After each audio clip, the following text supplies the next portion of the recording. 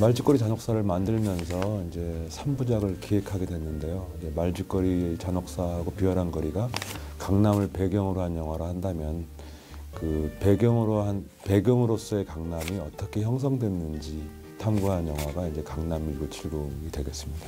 강남 같은 경우는 그 당시에 제가 15살 때 강남에 왔는데 완전히 농촌이었죠. 허허벌판 농촌이었고 불과 한 30년 만에 첨단의 도시로 이제 발전을 했는데 그 산업화의 어떤 빛과 그림자가 강남이라는 공간 안에 그대로 이제 상징적으로 녹아 있다고 생각을 해요.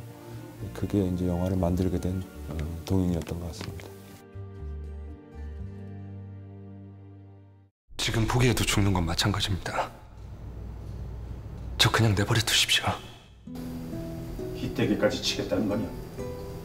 더 이상 사장님 식구 안 해도 좋으니까 저 좀 그냥 내버려 두십시오. 가장 먼저 접근을 한 건 일단 액션 영화이기 때문에 기본적으로 이제 액션에 대한 준비 그것을 가장 중점적으로 준비를 했던 것 같아요. 사실 다른 스케줄들 때문에 시간상 여유가 많이 없었었기 때문에 개인적으로 이제 다른 해외 스케줄이나 이런 거 갈 때도 이제 액션팀 분을 동반해서 계속 틈날 때마다 그렇게 1개월 반 정도 준비를 했고요. 어쨌든 제 이제 배우로서의 삶이 갇혀진 삶을 살다 보니까 뭐 욕하는 연기라든지 아니면 이제 확 풀어지는 그런 것들에 대해서 많이 잊고 살았던 것 같아요. 그래서 그런 점들이 이제 친구들 만나서 욕도 하고 실제로 이제 그쪽에 종사하는 분들도 만나서 술도 먹고 약간 그런 쪽으로 많이 좀 준비를 했던 것 같아요. 연극부 찍을 때 그런 이상은 가서 이제 끌어올려야 돼. 배우한테 오브제라고 얘기하면 안 되겠지만은 제가 이렇게 배우의 어떤 기존 이미지를 이렇게 바꾸면서 이제 불어난 쾌감 같은 걸 좀 느끼고 그게 어떤 영화의 에너지로 스며들면서 이제 영화를 이제 만들어내는 거를 이제 즐기는 편인데 이민호 씨 같은 경우는 전혀 넉마주의 인생의 밑바닥에 삶을 떠올릴 수 없는 외모를 하고 있지 않습니까? 부잣집 아들로도 많이 나오고 재벌 2세로 나오는 그 캐릭터였기 때문에 굉장히 어떤 부르주아틱한 이 인물을 어떻게 넉마주의로 변신시켜 놓으면 충격이 있을 수 있겠다 해서 일단 1차적으로 캐스팅을 하게 된 동기가 거기 있습니다. 넉마주의로 인생 종칠 수 있냐? 나 예전에 빼긴 게 아니야. 버스를 잘못 탔어. 나중에 정신 차려보니까 기태경 네 숙소더라고. 용기의 날렵함과 그게 내적으로 가지고 있는 날렵함과 그리고 날카로운 눈매 뭐 등을 위해서 액션 스쿨에서 훈련도 했고요. 그 체중 관리가 단순히 이렇게 그냥 제 몸을 만들기 위해서 체중을 줄이기 위해서가 아니라 그런 매서운 눈빛과 그런 것들을 위해 준비를 했었던 것 같아요. 뭐 배드신 같은 경우에는 뭐 상반신 노출이 있기 때문에 그때는 수분 조절도 조금 했고요. 뭐 이제 제가 하는 거는 많지가 않았어서 특별히 뭐 그런 부분까지 세심하게 할 여유도 있었고 그래서 되게 좋았던 것 같아요. 오, 그렇지. 김래영 씨도 마찬가지입니다. 김래영 씨도 그동안에 굉장히 좀 선한 이미지, 댄디한 이미지로 이제 출연했던 배우인데 사실 용기라는 역은 굉장히 비열하고 소위 말해서 똘끼도 좀 있고 뭐라 그럴까 야비한 그러면서도 선한 구석도 또 있고 악마성과 어떤 그 선함이 이제 공존하는 인물로 제가 이제 캐릭터를 잡았는데 김래원 씨 눈이 굉장히 저는 그런 어떤 이중적인 어떤 매력이 있다고 생각을 했어요. 그래서 김래원 씨를 이제 연기역으로 캐스팅을 하게 됐죠. 그러면은 누굴 데려놓고 사장님 여기서 데려놓고 누굴 가져와가지고 이렇게 해서 거꾸로 넣는다고 해서 아무도 뭐라고 할수 없겠지. 감독이 흔드니까 안 돼. 다 쓰러져. 느낌이 진짜 세탁소 주인님 같아요. 이게 여유로워지고. 세탁소에서 하는 기본적인 일들 좀 배워야겠죠. 그래가지고 근데 이게 우리 영화 배경이 1970년대니까 옛날식 세탁소에 가서 배워였어야 했어요. 그래서 다행히 그런 데 하나 찾아가지고 가서 가름질 배우고 간단한 여러 가지 도구 쓰는 법들 배우고 그랬습니다. 뭐 영화 속에 나온 장면은 아주 짧게 찰나에 지나가지만 그런 준비를 좀 했죠. 그리고 또 제 전직 건달이고 우리 영화의 액션들이 세게 나온 면이 많지 연습을 좀 했습니다. 근데 불행히도 제가 시간이 많지 않았어요. 당시 뭘 하나 촬영하고 있어가지고 원래 액션 하려면 좀 몸을 만들고 준비하고 해야 되는데 그럴 시간이 많지 않았습니다. 게다가 이제 나이가 먹다 보니까 옛날에 다쳤던 곳이 막 더 후유증이 생겨가지고 힘들더라고요. 뭐 급히 써야 되니까 어떡합니까? 병원 가서 주사 맞고 움직이고 쓰고 했죠. 한번 들어가 나가주시죠. 정주정 씨한테는 이제 어떤 굉장히 좀 남성적인 얼굴도 있지만은 자상한 이제 아버지 얼굴도 이제 공존하고 있다고 생각을 해서 특히나 이제 아버지로서의 어떤 길수가 설득이 안 되면 이 영화는 참 쉽지 않겠다 싶어서 정준영 씨를 염두에 두고 이제 정준영 씨를 캐스팅을 하게 된 거죠. 휴지 휴지다. 자, 안아봐. 왜 울어? 왜 그래? 감정 잡았어. 야, 벌써 울면 어떡해? 특별한 준비를 하지 않아도 그 상황에 들어가 있으면은 그 감정이 고스란히 전해졌던 것 같아요. 그 상황에 놓여져 있으면은 제가 설현이가 아니라 선혜라고 당연하게 생각을 했던 것 같고, 그래서 감정씬이나 이런 거에 대해서 힘든 점은 없었는데 그에 반면에 이제 촬영이 아닌 일상생활로 돌아왔을 때도 좀 우울한 그런 부분들이 있더라고요. 첫 화면 보면은 되게 선혜가 밝고 순하고 약간 맑은 모습도 보이고 이제 조금 젖살이라고 해야 되나? 이제 볼살도 통통하고 이런데 제가 의도했던 부분도 있지만 의도치 않게 우울하고 그래서 살도 많이 빠졌던 부분도 있고 그리고 표정 자체가 계속 우울하게 나오고 그랬던 것 같아요. 저는 사실 걸그룹을 지금까지 캐스팅을 해본 적도 없고 가수가 이제 드라마에 들어왔을 때 약간의 파열음 같은 것들이 우려됐곤 했었는데 그 설현이라는 친구를 만나보고 그 이미지가 확 깨졌어요. 저는 오히려 설현 그 친구는 이제 가수보다는 연기자가 더 맞지 않을까 할 정도로 상당히 신선했습니다. 굉장히 자연스러운 얼굴이었고요. 특히나 또 저희 강남 1970에 맞는 70년대적인 굉장히 청순함도 갖고 있었고 그래서 캐스팅을 하게 됐죠.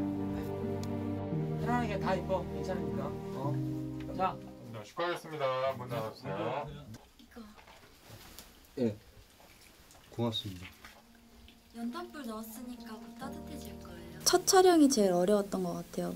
그 날이 아직도 되게 많이 기억에 남는데 되게 많이 긴장했던 걸로 기억이 나요. 하필이면 비를 맞으면서 하는 씬이어서 막 되게 정신없이 촬영했던 것 같아요. 아빠가 다리에 칼을 맞는 부분이 있었는데 다리에 칼을 맞는 부분을 안 본 상태에서 칼을 맞았다고 생각하고 연기를 해야 되니까 거기에서 상황이 일어나는 데서 들어가서 촬영하는 건 되게 쉬운데 아 저기서 아빠가 칼을 맞고 있어 이걸 상상하면서 연기를 하려고 하니까 그러니까 보는 대로 나오는 게 아니라 자신이 연기를 하려고 하니까 되게 부자연스럽게 나오고 안 되는 거예요. 첫 촬영에 대한 후회가 되게 많이 남고 그날만 생각하면 아직도 긴장이 되는 것 같아요. 근데 긴장한 상태로 첫 촬영을 마쳤는데 그때부터 이제 촬영 현장에 대해서 조금씩 알기 시작하고 두 번째, 세 번째 촬영을 준비해 나갔던 것 같아요.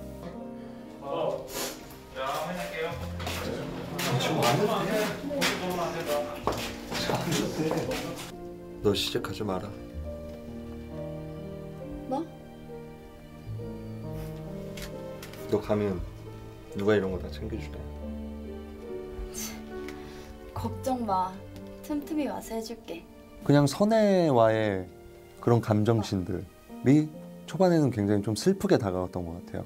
그러니까 어느 하나 의지할 곳 없고 이런 힘든 지금 상황들을 탈피하고 싶지만 어떤 출구도 보이지 않는 상태에서 종대가 그나마 위안이 되고 행복을 느낄 수 있는 건 선혜에 대한 그 감정, 아프지만 휴식, 힐링, 할 수 있는 그런 코드였다라고 생각이 들거든요. 그래서 사실 실질적으로 선혜와의 그런 감정씬들은 많이 잘렸어요.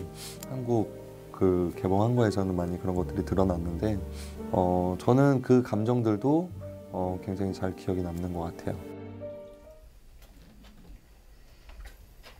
소풍 나온 애들이 김밥 먹는 거 보면 진짜 부러웠는데. 계속 그 먹는 거는 그 비루함을 달래려고 계속 더 먹는 거잖아요. 더 먹어야 될 것 같아. 먹는데도 더 넣고 막 이렇게 하다가 참아보려고 더 먹는 거. 그렇죠. 더 먹는 거죠. 먹는 게 진짜 땡겨서 먹는 게 아니라 이 상황에 대한 그것 때문에 그걸 다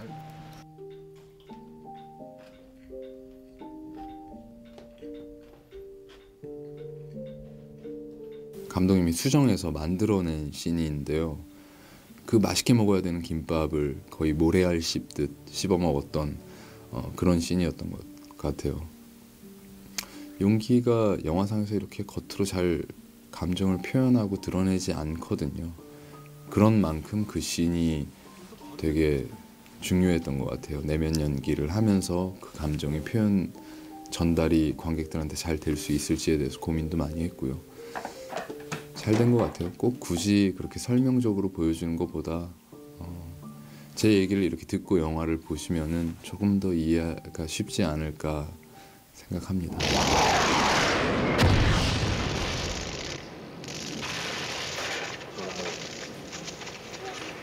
몸은 괜찮으십니까?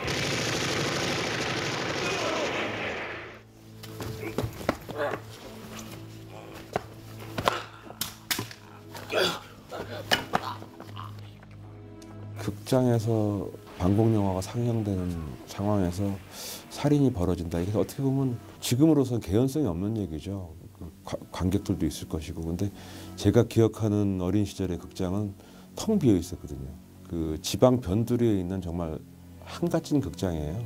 그런 극장을 찾으려고 보니까 다 지금은 이제 의자도 다 그 색깔이 다르고 모든 것들이 달랐기 때문에 이걸 정말 그런 극장을 못 찾으면 이 신을 포기해야 되나 정도 하다가 어떻게 운 좋게 이미 폐쇄돼 버린 극장을 찾게 됐죠. 그래서 앞에 반공 영화가 상영되고 있는데 총을 맞대고 둘이서 이제 약간 은유적으로 당시에 이제 레드 컴플렉스였던 그 반공주의가 굉장히 만연해 있던 그런 시절에 시대적 은유로도 한번 해보고 싶어서 이제 그렇게 같이 미장센을 해서 찍게 된 거죠. 난 이 형 아니냐? 세상에 우리 둘밖에 없냐? 나 살자고 그랬다. 그 새끼 안 봤으면 내가 그러니까 죽었어. 오히려 그 씬에 대해서는 감독님하고 굉장히 많은 얘기를 나눴던 것 같아요. 굉장히 임팩트가 있고 용기한테 있어서는 마지막 정말 끝에서 처절한 모습을 보이는 굉장히 중요한 씬이었는데 감독님하고 정말 이런저런 얘기들 많이 하고 많이 물어도 보고 그때는 오히려 제가 놓치고 갈 수 있었는데 감독님이 굉장히 저한테 많은 얘기를 해주셨어요. 이 인물이 지금 이 상황에서 얼마나 절규하듯 울부짖어야 하는지에 대한 그런 상황 설명을 저한테 아주 친절하게 해주셔서 열연을 하는데 도움이 많이 됐던 것 같습니다. 엄마 살려주라. 살려주라 종대라.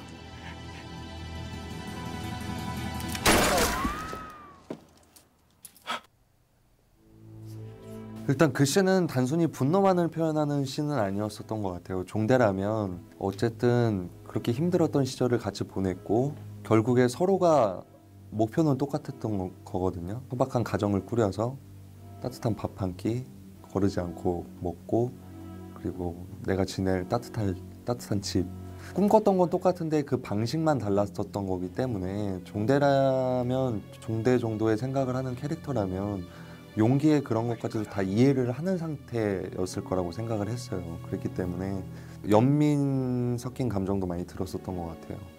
에라 이 못난 새끼야 왜 그렇게까지 했어야 되냐. 그러면서 이제 또 사람으로서 이해하려고 했던 그런 부분들도 있었기 때문에 살려줬다라고 생각이 들고 결국 이 영화는 한편으로 보자면은 외로운 사람들의 생존기거든요. 가족을 갖고 다 다투는 이야기입니다.